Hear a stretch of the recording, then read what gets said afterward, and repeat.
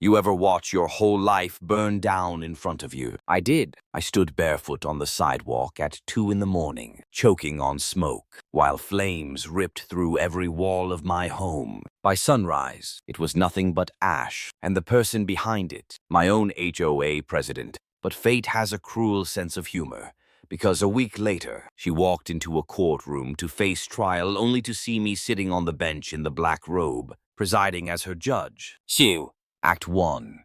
The start of the conflict. My name is Andre Kolostin. I'm 54 years old, and I've spent most of my adult life serving as a judge here in North Carolina. After decades of sentencing criminals, I wanted just one thing: peace. That's why I bought a quiet little house in a Wilmington subdivision. A simple place, tree-lined streets, the kind of neighborhood where you wave at your neighbor when you grab the morning paper. But I didn't know about Colleen Markham. She was the president of the HOA, 60 years old. Hard-lined mouth, always armed with a clipboard like it was scripture. The type who believed every regulation was holy law. From the first week I moved in, she picked at me. My porch light stayed on too late. My fence was an inch too high. My mailbox wasn't approved color. It was endless. At first, I thought it was nitpicking, maybe hazing the new guy. But it grew darker. At meetings, she stood in front of everyone and sneered. Judge or not, the rules apply. Neighbors shifted in their seats, uncomfortable, but silent. It was humiliating, being dressed down by a woman who thought HOA bylaws outranked the Constitution. I tried patience. I tried diplomacy. But with every notice she taped to my door, I felt my sanctuary turning into another courtroom, only this time I was the one on trial.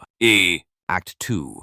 Escalation and the breaking point. The months dragged on, and her harassment escalated. I'd catch her parked across from my house, snapping photos with her phone. Once, I came home to a cracked window rock on the floor inside. Another time, I found deep scratches across my front door. I sat at my dining table one night with my sister, Sharon. She sifted through a pile of violation letters and shook her head. Andre, maybe it isn't worth it. Maybe sell. Start fresh. I hated how tempting that sounded. I dedicated my life to upholding law and order. Yet here I was, bullied out of my own home by an HOA zealot. For the first time in years, I felt powerless. I actually wondered if she was right, if I was the problem. Then came the night of the fire. It was July. Hot, sticky air. I jolted awake at 2 a.m. to the smell of smoke. Within seconds, alarms were screaming. The hallway was thick with black haze.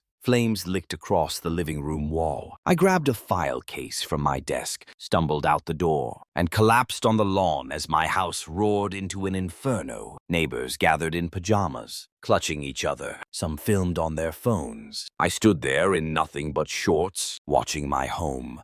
My memories turned to ash. When the fire crew finally beat it back, an investigator pulled me aside. He'd found accelerant patterns. Gasoline, not an accident. And then the kicker. A camera across the street had caught Colleen's SUV circling my block.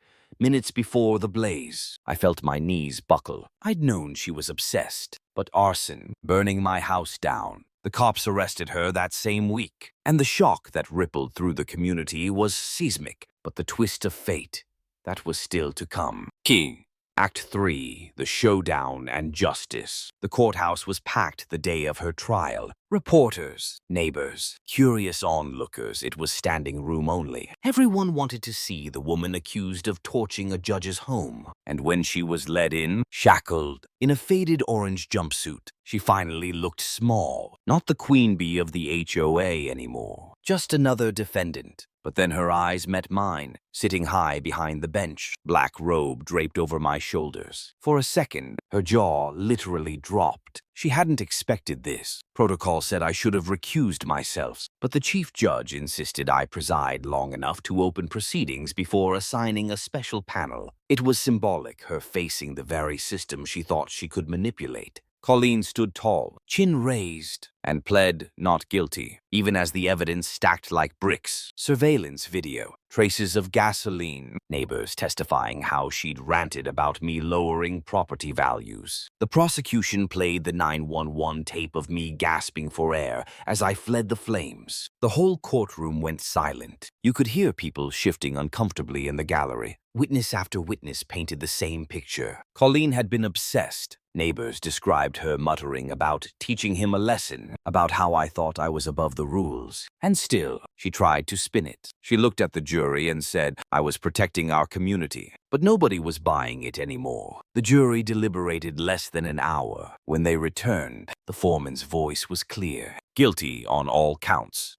Arson, criminal mischief, hate crime enhancement. I leaned forward, gavel in hand. My voice was steady but cold as I delivered the sentence. 22 years. You chose violence. You chose hate. Now you'll live with the consequence. Her shoulders slumped. The clipboard queen of the HOA was gone. In her place, just a bitter woman led away in chains. No applause, no celebration, just the echo of the gavel and the weight of justice. Key. Final line. Hatred might start small, but left unchecked, it can burn everything to the ground.